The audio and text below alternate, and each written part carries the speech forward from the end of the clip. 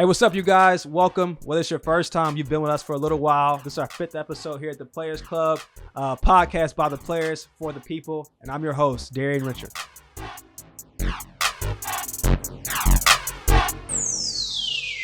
Yeah, so welcome to week 5 at the Players Club. Today we're going to talk about Avery Davis. You guys may know him as the captain and receiver for Notre Dame.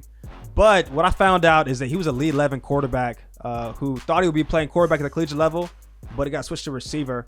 And so, crazy story in college football. We'll learn about all that later in his big game. He played against Wisconsin. And this week they got Cincinnati at home. So we'll see how that goes. Yeah, but first, a little recap of last week. Obviously, wasn't the week we expected again. We took a hard-fought loss in double overtime to NC State. So they got a good thing going there. It was hard, one, to lose on the road because, you know, if you got a chance to accomplish your goals as a team, you got to win on the road. That's kind of one of the things. If you want to be a great team, you got to win on the road. And so wasn't the outcome we expected whatsoever. And then once again to lose another regular season game is something like none of us at Clemson are accustomed to. And just like a couple of things for the record, I'm pretty sure this is a thing. Since I've been at Clemson for this is my 6th season, and I've never been out of the top 5 in my entire career. Yeah, and now I realize how rare and special that is, being on the other side of that. But yeah, I've never been out of the top 5. So just like, man, like we're 2-2, this hasn't been a thing at Clemson in ages. And so it definitely is something. Like realistically, it's like something that we've never been faced with this much adversity this early in a Clemson season since I've been at Clemson, and kind of this new Clemson era of football. And so it's new territory, but at the same time, I think we're built for this. Like Clemson wasn't built. I wouldn't say Clemson's a blue blood in college football. I think we become like a premier team, but Clemson's had some really tough years in the past that built it into what it is. So in our DNA, like we're made for this. Honestly, that's how I feel about it. I feel like we're not gonna like shy away from it. Like we are like taking full ownership of like that we have 2 losses in which you watch the tape, and that's where like fans and like I get that people are frustrated, but nobody's more frustrated than us. But for the record, nobody's more frustrated than the guys who are wearing the jerseys and coaching the team. But at the same time, it's like I don't know like what God's up to, but I still feel like it's gonna be a special year. That's in my gut. Like I feel like we're gonna bounce back, and it's gonna be something. It's gonna be a story that, like, obviously not the story we intended to write, but I feel like it's gonna be a great story nonetheless. And so, really excited to kind of get back in the fight. And every game is we always say it's a season of its own. And then another thing that is honestly very abnormal to my college experience is we've been winning a lot of games, and for the most part, like we lose in the playoffs, and like obviously our fans are disappointed, but they're not like saying people should be fired or like you should replace this player. And luckily that hasn't been my college experience. I know at other schools that's kind of been like that's the norm every year. Like they go through the fire every year because their program is not really doing too well or they're not producing. But that hasn't been my Clemson experience. So this is the first time where I've seen like, you know, like the kind of the bandwagon fans. Like you got some loyal Clemson fans that were here way before the dynasty or what people know now and have kind of been a part of this ride, this amazing ride, and appreciate what it really means to have a good team to win and understand like losses aren't immune. Like we're human beings. Like not to say I'm not excusing the losses, but at the same time, like just because we're Clemson doesn't mean we can't get beat. And that's something we're learning as a team. Like we're not entitled to just, even though we have the potential to, we're not entitled to just go win every game, to go win the AC championship, to make it to the playoffs, to go compete for a national championship. Like we got to go earn it. And obviously we haven't done the things entirely as a team up to this point to really earn 4 wins.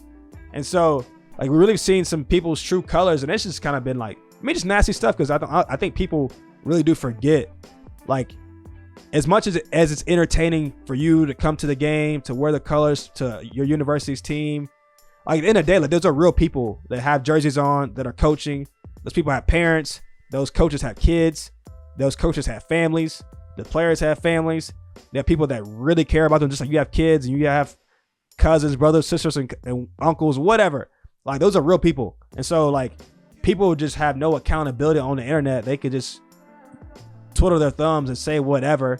And then like at the end of the day, like whether somebody responds to it or not, like just letting you guys know, like we all see it. Like as much as you kind of want to tune it out, like something in you, like you do want to see it. And it's just like, man, it's just crazy what people are kind of saying.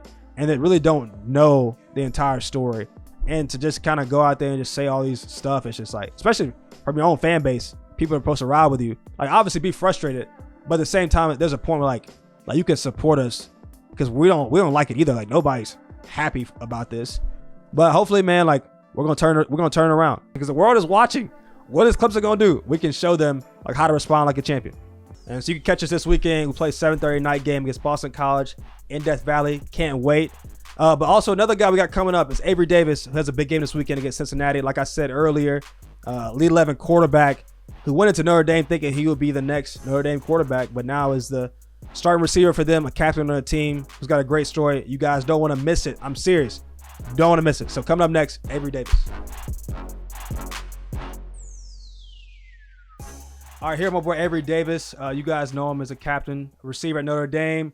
But I just want to go back down memory lane and take us back to the quarterback at Texas coming up, bro. So how was it being a quarterback come up through Texas? Oh man. Well, first, like before I even got to this stage, like you grew up watching those movies, or I grew up watching those movies, like Friday Night Lights or Exactly. Glory Road. You know, even though it's a basketball movie, but like Friday Night Right. Lights and Remember the Titans. So you thinking like, okay, this might be what high school football is like, and you get to the opportunity to play, and it's just like amazing. It's incredible, and it's like I feel like it could be taken for advantage because you don't really realize how much different it is around the country until you leave your little bubble. But like Friday Night Lights was special, especially like playing quarterback. I played at Cedar Hill High School, which is a really good program in Texas. How While I big was is there, my that? Like what A were y'all? 6A. We were 6A D2 though, so we have like Division 1, Division 2 in each of the like A's. I guess is that how you say it? So like Yeah. 6A, 5A, 4A, but we have Division 1, Division 2. We were Division 2 just because we didn't have like we had more kids than other schools, but not as much as like the top schools. So like Allen was 6A D1. Um, who else? Like a Denton Guyer would be 6A D1 until my senior year they switched over. But yeah, so Gotcha. it's just kind of like that. But like yeah, we're playing against the best competition pretty much. My freshman and sophomore year, I got a chance to win state championship. My That ain't too junior bad. year, yeah, my junior year, we lost first round. It was freaking heartbreaking. And then to South Lake Carroll, which is a historic program, you know, they had a Right. really talented team that year too. And then my senior year was crazy, man. So like we had a really, really good team, but like we'll never get the like shine we should have got because like the first year going into that we played the first game going into that was Bishop Gorman. So they came all the way from And that was when I had Vegas. Tate Martell. Yeah, they had Tate Martell. They Sheesh. had Muhammad Ali grandson. I forget his Oh name. yeah, I don't yeah. want to No, I know. butcher it. Bro was fine. Played running back. Yeah. They had Haskell Garrett. That's at Ohio State. But they were loaded. So yeah, that was that. We got our tails whooped. We got 30 piece, bro. It was rough. At the crib too, it was pretty embarrassing. But the It was point is on that we had a TV. really good team. Yes, man. ESPN, bro. Sheesh. ESPN. We was hanging in there at the beginning, and then I don't know that. I don't like to say it, but they were just better than us, honestly. But For that's a sure. school where you recruit to go to, you know. And my school was just all kids from that area, so like I mean that says something to an extent. Right. But the only other team we lost to that year was DeSoto, who was also in our district. But I mean, if you go back and look up the 2016 Max Preps, Bishop Gorman finished #1 in the nation. DeSoto finished #2. Everybody else was Yeah. not So messing with us, bro. So right. See, I definitely yeah, held you on. Bro, it's crazy because I mean, I'm from South Carolina, so I grew up playing here, and it's like mm, the highest. We just got 5A, like really, the year I left, and so yeah, Texas football. You know what I'm saying? It's really like people say it's like Texas, Florida, Cali, and Cali, Georgia. yeah. Would you? I'm saying, would you put Texas up at the top? Like, what's your opinion as far as like high school football? I will. I feel like fan engagement. I feel like culture. I Ooh, feel like okay, um, talent wise in the area. I know there's a lot of talent coming out of Florida. I know there's a lot of talent coming out of really the South in general, as well as California. right. But I just feel like the local wise, and we don't have a lot of schools where we recruit. What's interesting about Texas is that most of the prominent schools and the dominant schools are public schools. So it's most of the kids from that area. Whereas like you go into like the Floridas, the dominant schools like what IMG. That's a IMG recruiting and school. every It's damn near exactly college. You know what I mean? Same thing with Bishop Gorman over there. And Cali, I don't really know how Cali works. I just know they got a lot of talent. So that's why right I feel like Texas separates itself. I'm not really familiar with Georgia, but I just know they got a lot of dogs out there. So, for but sure, yeah, I'm for I'm a sure. Texan, so I'm gonna ride with Texas for sure. Respectable, respectable. All Yeah, right, bro. So were you always a quarterback, like growing up, or did you like switch in high school? Were you yeah. always a QB? Nah, bro. I've only ever played quarterback until I got here.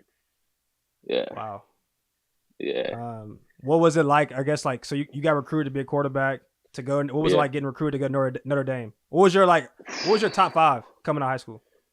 Coming out of high school, bro. Honestly, once Notre Dame hit, it was like number one. It was done. Before I started, yeah, before I started getting offers, I was interested in the Texas schools though. Like I was the biggest UT fan. Never got that offer. Okay. I really liked Baylor because that was the time when they were booming, RG3, all that. Yeah, Um, yeah. and then they started getting hit with scandals and weird stuff was going on with them. I had to get up Was out of there. side note though, what's crazy is that Baylor, my senior year, so my head coach for the football team, we just finished the season. We lost in the either quarterfinals or semifinals. I can't remember to DeSoto. Um, and then my coach goes from being that he gets hired at Baylor, and now Wow. he's recruiting me. So I'm like, yo, this is strange. Like Yeah. he's in my house. He's been in my house before, but now he's in my house like recruiting me with Right. Matt Rule at the time. He was the head. He just got the head coach. I'm like, man, this Right. is weird. But yeah, so I like Baylor though, just because of that fact. And then the other schools I wanted, I never got. So when I got Notre Dame, I was like I got every other Texas school but Baylor and but Texas and Yeah, TCU, it and those hurts. were my top three. So I'm like, all right, Exactly. yeah. It wasn't. They didn't make it hard for me. Coming out, I think the reason my top three at the time was Baylor, Notre Dame, and Auburn. But the thing with Auburn was that their coaching staff was shaky, and kind of the same, bro. Honestly, the same thing happened at Notre Dame though. The coaching staff Yeah. that recruited me isn't the same coaching staff that was there. It's like as soon as like while I was signing, that's when we had that 4-8 season, and we just did a complete rebuild. Like I feel like every Right. coach left except for Kelly, damn near. So everybody left pretty much but him. There was a whole new coaching staff, but I just stuck to ride with it because Notre Dame is bigger than just football. So and I Right. felt like I was confident in myself at the time. I was like, as long as they, what I'm saying, stay true to what they telling me, I feel like it's like the best opportunity I got. I didn't get a good sincerity from the Auburn coaches, and Baylor was just, I didn't feel comfortable picking that over Notre Dame. So Yeah, no, man, yeah, that's big. Like, because obviously you go to a place, you know what I'm saying, you want to feel like home. But for me, yeah, bro, I think it's you said you talk about like having different coaches. Like I've been with the same coaching staff. Like I'm talking about some of the GAs that's been on my coaching staff when they got big jobs. But Coach hmm, Venables, my DC, has been there but way before I was there. Coach Elliott, our OC, has been there for yeah, forever. Coach Sweeney's been there for forever. So what was it like? You know what I'm saying? Getting recruited by a coaching staff and then switching up because like I can't even. You yeah. know what I'm saying? Like, some guys like you go to like a place like Tennessee, they get new coaches Every every year, two. man. You know what Yeah, I'm saying? yeah.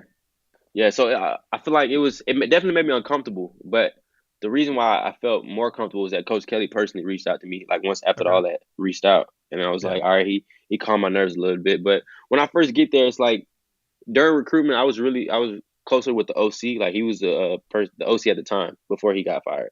He was the person that came down and saw me play. He was the person that would come down and like we would watch film together and stuff like that. But Right. so I just had to build new relationships. But what's been a blessing is that since I've been here, the coaching staff really hasn't changed much. We did switch OCs, but it was an in hire who got promoted. Like our quarterback coach went up to the OC, so like Right. the relationship was already good there. Our defensive coordinator left and went to Vanderbilt, but we got Marcus Freeman. He's a good guy. He meshed well. You know what I No mean? doubt. So I feel like the coaching since I've been here, the coaching staff hasn't really been something that's been like inconsistent. So that's a really blessing because, like you said, like programs like Tennessee, I don't know how they do it. Like you bring a whole Bro, new coaching staff with a whole new system, and like it's just you got to build relationships again. You got to learn their system. You don't know how they really are. You don't even know if telling they you. know what you're good at. You know what I mean? Because they didn't recruit Exactly. you. It's so weird. So yeah, And people that's some even when I was telling you, like, people on the outside, they like I mean, they see it, but then as a player, bro, you like talking about trust issues. Like, I can't imagine, like, you know what I'm saying? Like, because you yeah, build a relationship with this coach, you like he's seeing you grind every day. Then next day or next season, you got to prove yourself all over again to a whole new yeah, dude. He may have a whole different philosophy than what you'd already got used to. So yeah, it definitely is yeah, tough. I bro, mean, definitely a blessing that coaching staff's been there. I guess for your for whole sure. most of your career now. And what Yeah. was it like? I mean, all right, so Notre Dame's a national brand, a blue blood college football. What makes it Hmm. different in your opinion? You know what I'm saying? Like you on the inside, like what makes Notre Dame Notre Dame? Obviously the gold helmets, but you know what I'm saying? Give me what you got. Yeah, yeah, yeah. Of course, gold helmets. I feel like just around campus, if you just go to campus, you get it's a weird feeling. Like, um, I can't remember. It's hard to put words on it. But I know with the football team, even when I would come on visits, like I noticed how close the team was. And that was something that meant a lot to me because in high school my team was really close. But we were Right. close for different reasons because we basically grew up together. You know what I mean? Yeah. And here I was like, they kind of got that similar chemistry. However, it came to be. Like everybody kind of like rocks with everybody. There wasn't any animosity on the team. There was no tension. And even when I got here, it's like the same thing. My recruiting class was dope. Like all the guys were good guys, and the recruiting class is underneath me. So I think what really makes it special is like what we got in the locker room and like our care factor for each other. Also, it's like not easy. So like, Yeah. but like we kind of take pride in that, you know, from like the schools to our workouts to our schedules to practice itself, like all of that. It's like it's not easy, but like you kind of fall in love with it, and you fall in love with the fact that like I'm doing it with somebody that I care about. Like not on the weird stuff, but like this is like my brother, is my teammate. Yeah. We Nah, all I'm going with through you, the bro. same thing, you know For what I sure. mean? So like, yeah, Nah, that's why I really like. I like the. Of course, you got the traditions and stuff like that, but like I try to look different from a little deeper than that. right. Just because like every school got their own traditions, you know, every school well not every school, but most schools got a solid education. You get a degree from a Division I school, and you play football. It already looks good, you know what I mean? So Right. of course Notre Dame kind of up above more, but that's not really what I was looking at so much more than how would I fit in on this team type. Nah, for sure. And I mean, just from the outside looking in, Notre Dame's got like a, you know what I'm saying, fraternity feel because I feel like y'all, and in Yeah, private school. Also, really quickly tell people because we came, so we played y'all last year. Some of the yeah, guys yeah, got yeah. recruited there, and they were talking about like how they came on visits. So y'all got to stay in dorms. Like, explain that to people. You know what I'm saying? All right, so Yeah, just man. for the Yeah, record. All right, so at Clemson, your freshman year, you got to stay in like mandatory the your first 2 semesters. You got to stay on campus in the football dorms. But then after yeah. that, you can, you know what I'm saying, go live wherever you want to buy for. Like you go live in an apartment, go get a house with the boys, But they whatever. put y'all in football dorms though. Like you have a dorm for the football Yeah, team. yes, and that's why I'm trying to set it No. up. Look, so at Clemson, you room with football players, like you room Yeah. with football guys. But at Notre Dame, Avery, take it away. All right. So look, at Notre Dame, unless you come in as a mid-year, that's the only way you can room with somebody that's on the team. But so at Notre Dame, one of the biggest traditions is football or any athletes, not just football players, athletes, freshmen in general. You're rooming with somebody random, so it's a completely random assignment. And my freshman year, I got assigned. So we got a dorm out named Carroll Hall, which is like one of the oldest dorms built in like 1920, bro. Like Wow. way in the back. And so my freshman year, when you first come in as a football team, since nobody's on campus, you all together, y'all in a little Right. dorm. It's almost Exactly. like a pod. Like y'all do everything together, orientation, all the beginner classes, and all that stuff, meetings. And then, so we all joking around like, who's gonna get the worst dorm? Who's gonna get Carol? Who's gonna get Carol? Like, man, it's not gonna be me. Like everybody's like, nah, it ain't gonna be me. It ain't gonna be me. Dorm assignments come out. I look at my phone. It say Carol Hall. I'm like, No. hold on. Let me look at somebody else. So maybe everybody Right. says this. Like maybe it's a typo. And I'm like, oh no, this is Carol Hall. Not only was it Carol, bro, I was in a triple too. So I had two roommates in one little No. room with no AC on the fourth floor on the furthest campus. I mean, the furthest dorm from the football facility. And I'm Hell like, no. yo, that's like my first strike of adversity. As soon as I got on campus, I'm like, yo, this gonna Yeah, be rough. And God then was you giving can't you get a off. news flash. Yeah, for sure. And then it's like the thing that's the worst part is that you have to stay on campus until your senior year, bro. So that's wild. I don't know if it's like That. financial, you know what I'm saying, financial gains by Yeah. having people on campus or whatever. I don't know what they're doing. I don't want to go into that. But Right. you gotta you gotta stay on campus unless you have a medical reason. So like you get nosebleeds from dry air or like you got asthma, you can't breathe well at night because some of the dorms don't have AC. So like the first couple months you just hurting in there because you got a fan that's blowing hot air on you and like because they old, bro. So it's like it's a struggle in a sense, but it's also a blessing, you know. Yeah, I But mean yeah, so that is definitely that's wild, bro. Like I it's mean, rough. But you get recruited to be D1 athlete. Go ahead. you said, oh, I was gonna say you can request to switch dorms and you can after your first year, you can room with like a teammate, but unless y'all have like a medical reason, you can't get off campus until your senior year. That's See, that's pretty bad. yeah, that's crazy. Hope I don't. You know what I'm saying? Ain't Notre Dame recruits watching this. Still go to Notre Dame if you want Still to. go there, still go there. Yeah. I'm saying, but the thing, but that's me being negative. But on the flip side, bro, I'm pretty sure it's the same at Clemson. You don't know who you're talking to. Like you don't know what this man has in his mind, what he came to school to do, what he's gonna Bro. grow on to be. So like you want to build them relationships with those people that you never thought. Because my roommates, like prior to this, like prior to going to college from where I'm from to the people I actually room with my freshman year, I'm like, yo, Like I wouldn't even probably engage in a conversation with these people. Right. But like me stepping out of my comfort zone, talking to them, talking to the guys in my dorm, like you build those relationships, and over time, like you don't know where when y'all cross paths will cross again, Somebody gonna be and a those conversations could CEO. have exactly, bro, exactly, especially at big schools like ours, like you don't know what these people are doing, you don't know what their mindset is, so they might be a little weird or not what you used to, but Right. man, they could be super successful going forward and somebody you want to be cool with. So just treat them with respect, be nice to them. That's just the flip Exactly. side. There's pros and cons.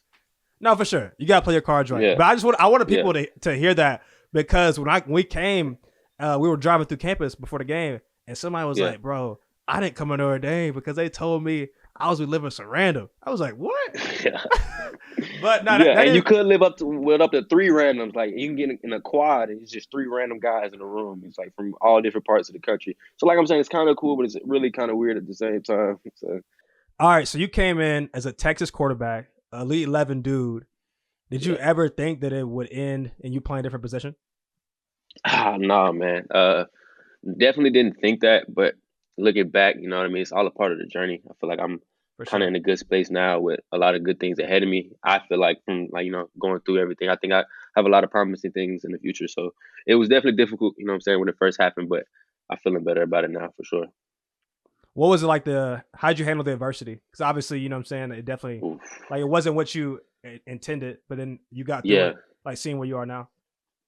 Bro, like it's really hard to put it like just put it like one word on it, but I can try to talk you through it to an extent. Like it's just an emotional roller coaster. So like first of all, like I said earlier, I had only played quarterback coming into college.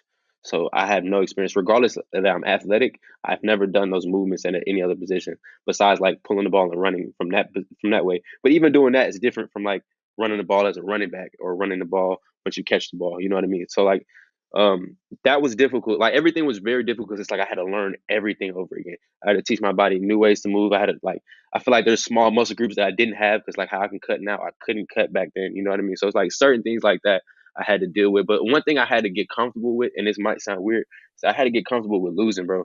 Because like losing was a part of my growth. It's like the only way. Like I was so scared to lose when I first got here, like whether it be in the reps or whether it be in the weight room or whether it be in the conditioning set, just because I'm like I was too brought into other opinions, but that was something that was really keep pushing me down and down mentally, and I wasn't straight. So I think that like accepting losing, not accepting failure, but like turning a loss into a lesson. Like I know that sounds cliche, but it's like legit. Like if you take a loss and be like, oh man, I suck, and then it's different. But if you take a loss and be like, why'd I lose? Or why am I not doing this right? Or what can I do to make this better? Then it turns into more of a lesson, and now the next time you do it, you get slightly better, and then eventually you get to a point where you don't even remember when you used to mess up doing those things. So yeah, maybe the pandemic was probably it really was beneficial for me at least because I was able to work on my craft. We had so much time off, so like I was just watching receiver film or on YouTube, watching guys move, how they cut, where their body angles are when they cut, how they stop, like what does it take to get it in and out of a break efficiently, things like that. How Right. many steps do I need to get out? Where am I at right now? How can I get it down to less steps? How can I sell a defender? Like I was really getting into the ins and outs of the position, and then I had a really good fall camp. Then I ended up winning the starting job my senior year and I had a pretty solid senior year. And I felt like I could have did more, honestly, but Yeah. it played out the way it wanted to. You had a crazy story coming in, like switch positions all throughout your career, but now you've been named a team captain. You're Mm. red shirt, you know what I'm saying, red shirt senior year. How does that feel to be a team captain? Crazy, bro. Never would have imagined it.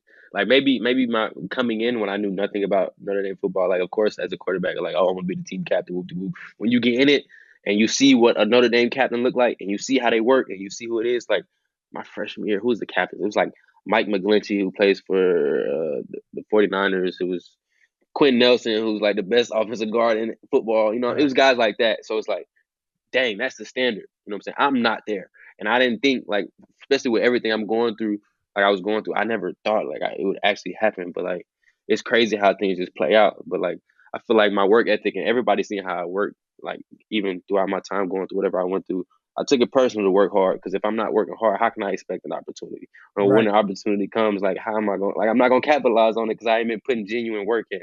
So I feel like that's something that I always earn the respect of my teammates, talking to them and spending time with them, helped as well. But like I'm saying, bro, I never thought for real that I was gonna be a captain. So it's like an honor, especially at Notre Dame. Man, it's like it feels good and it looks good, especially like if Yeah, football doesn't end up working out, like in a job field, that holds a lot of weight. So it's a blessing, man. no, no doubt. And just talking about like being a team captain this year's team, like you've been on some great Notre Dame teams. Like Yeah, last year, I went to the playoffs. Like y'all are winning this year. You know what I'm saying? Different, maybe a different way. Like how do you feel about definitely a your different way. team this year? Oh, I'm feeling good. Of course, we got areas to work on, but we got a lot of talent, man. A lot of talent in a lot of areas of the Yeah, field. But like to what you were saying, it's definitely different than it has been in the past. Like in the past, we've been able to like just impose our will and run on anybody. right. We haven't really got there yet with this offense. Not to say that we won't get there because we're definitely working on it for sure. And it's a big major point of emphasis because that's like Notre Dame branded football. You know what I mean? Like physical, we tough, and like, when we need to run, everybody knows we're gonna run. We gonna run, and we're gonna get what we need to get. So things like that. But like the talent wise and the potential of this team, yeah, like it's definitely there.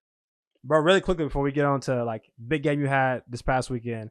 All right, so how was it playing the ACC? So Notre Dame's independent school. Yeah. That Like, was how cool. was it finally joining a conference last year? It was fun, bro. It was really fun.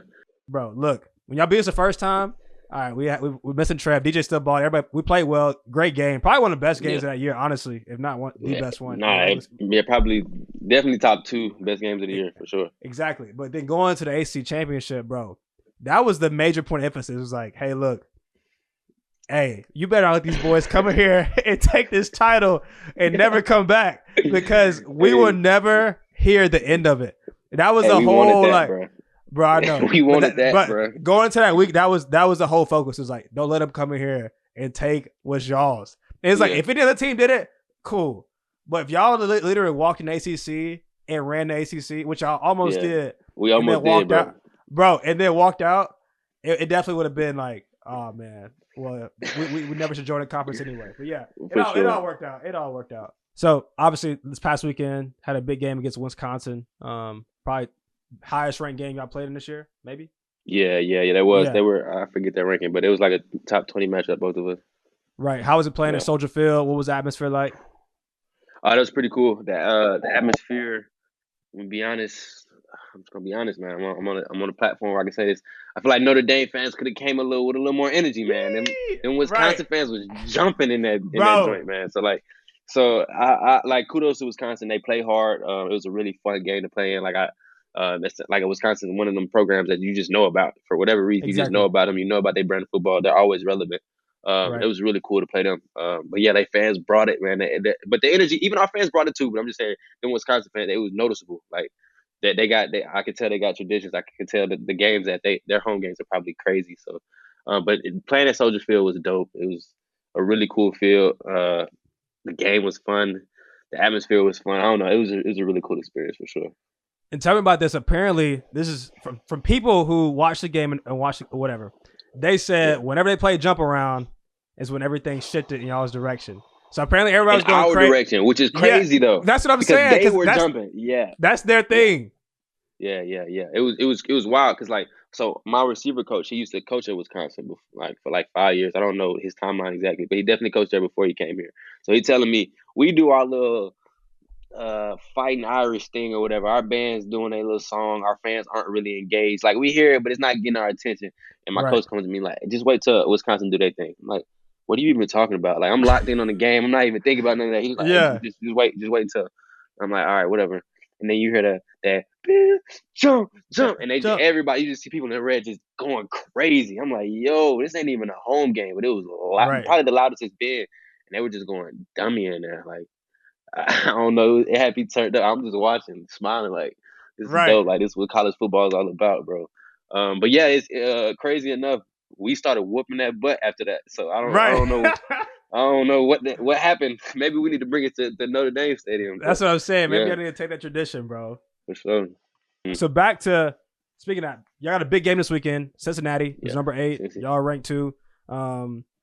So interesting fact that I learned is like your head coach and your D coordinator came from Cincinnati. So is there any like, you know what I'm saying? Do they feel like what's been the vibe in y'all's locker room? Win. I mean, I feel like the Win. vibe. Like we understand what type of game it could possibly be. Like it could be more of a talking on their end. We don't really talk much. Some guys do, but for the most part, we don't talk much. But like We feel like they'll probably come in and try to talk a lot. Maybe I feel like the narrative around Notre Dame is that they're like entitled rich kids or whatever, but like that's not the Right. case. So like they might try to come and maybe try to punk us or something. I don't really know. That's been really what the coach has been saying. But to your point, I understand that it's more personal than that because like it's a little messy, bro. Like our old head coaches, our head coach used to be their head coach. Our defense line coach used to coach there. Our defensive coordinator came from there. Some of his coaching GAs came over from there. Bro, we Yeah. even have a strength intern like on in our weight room that came from Cincy. So I'm like, Wow. yo, this is just a whole Too many intertangle. ties, bro. Yeah, our old OC, which this is another crazy part. Our old OC, which is the OC that was there when I was being recruited, he's their OC now. Wow. One of my receivers in my recruiting class is there now too, so he's doing his 5th year. My boy Michael Young, shout out him. Yeah, so yeah, it's crazy. It's so many like Yeah. intertangled. Yeah, it's probably gonna be a You know lot what of I'm saying? emotions flying out there. Yeah, Yeah. That's gonna be fine though. Well, bro, thank you for coming on the show. Avery Davis, absolutely. Notre Dame.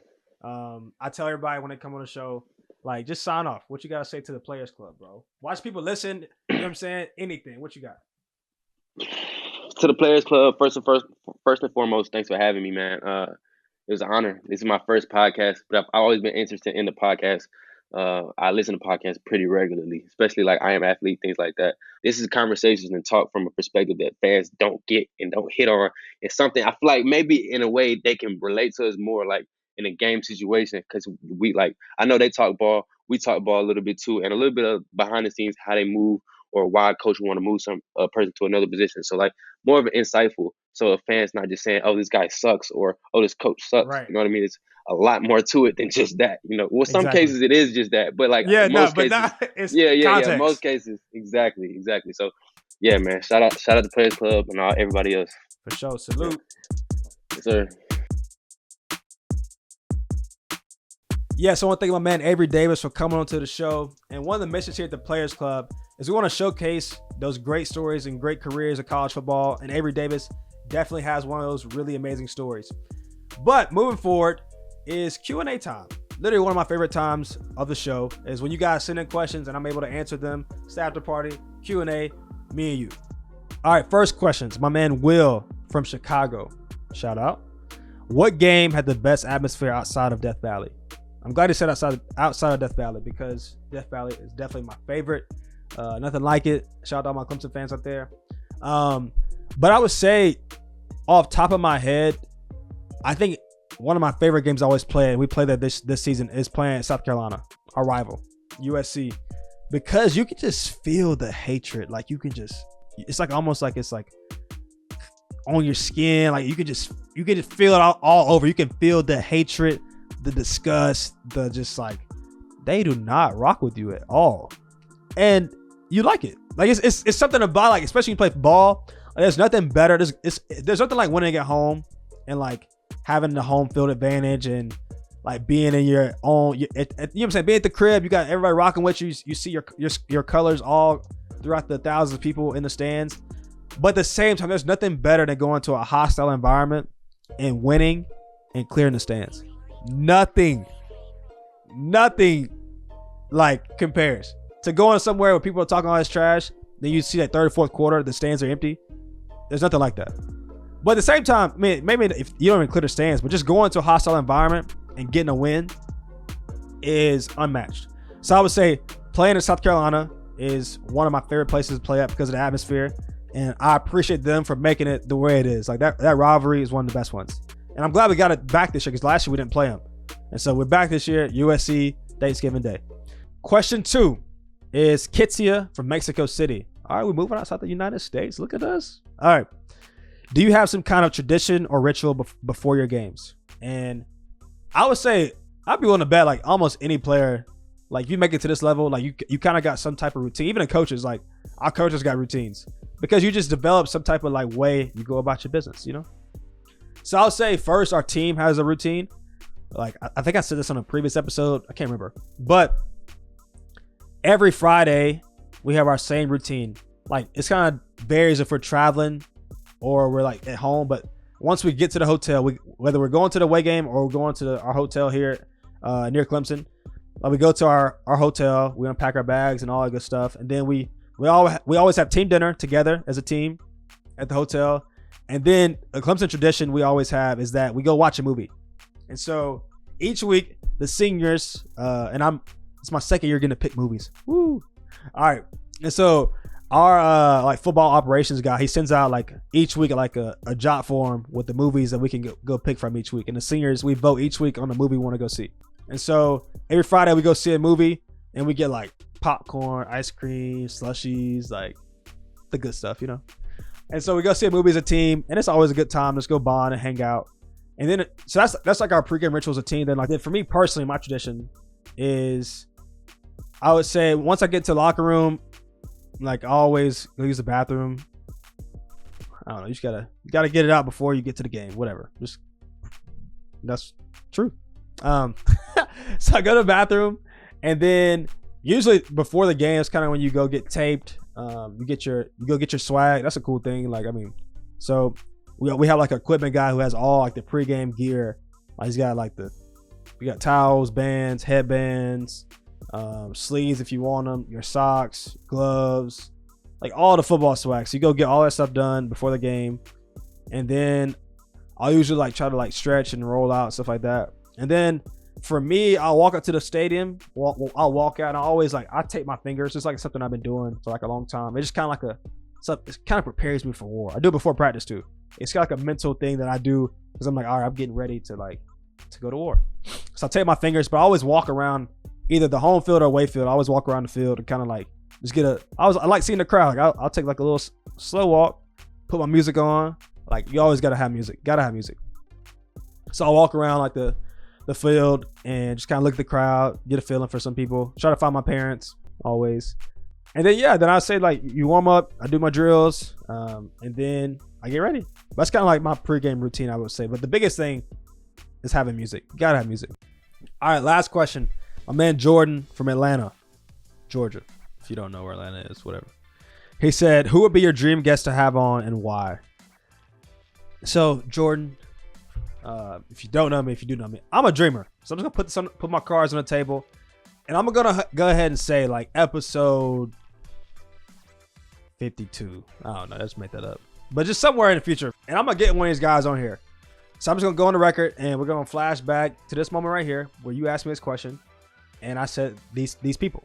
But I would say it would be really cool to get like Peyton Manning on, especially what he's doing now, like on like the NFL games. Like they're killing it. Tom Brady, the GOAT of football, like to get him on would be incredible. And then probably somebody just for the culture. Like, I mean, just it'd be cool to have on the show. It's probably like Odell. His like, you know what I'm saying? His cloud, his fame, his mantra, like his everything. It'd be cool to get Odell on the show and just talk ball. Like that would be really cool to me. So I probably say those three guys off the top of my head. And then maybe like a Ray Lewis or something, you know, just like a football legend. And we believe here at the Players Club, we're gonna get those guys on in due time. And so at some point, but those would be the guys for sure. So if you're watching, you know those guys. Work your magic. All right, you guys, that wraps up our time here. It's our 5th episode. I can't believe we're 5 episodes down already. Because this thing was just a dream, and then we made it happen, and we're rolling, and guys are coming onto the show, and it's been awesome. So thank you guys for watching, for tuning in, for listening. And like always, like, subscribe, share, all the above. I'm looking forward to our game this weekend. Once again, thank you, Avery Davis. Good luck to him this weekend. But guys, here's the biggest news of it all. Is the Players Club is on the road to 1,000 subscribers. So if you're watching this, especially on YouTube, before you get 1,000 subscribers, you got to get 500, and we're so close. Yeah, so you guys make that happen. But yeah, guys, the show is getting better each week. I'm getting better, and we're in this thing together. So thank you guys for coming on the journey. I really appreciate it. And so episode 5 in the books. Thank you for joining us. We hope to see you here next week at the Players Club. Peace out.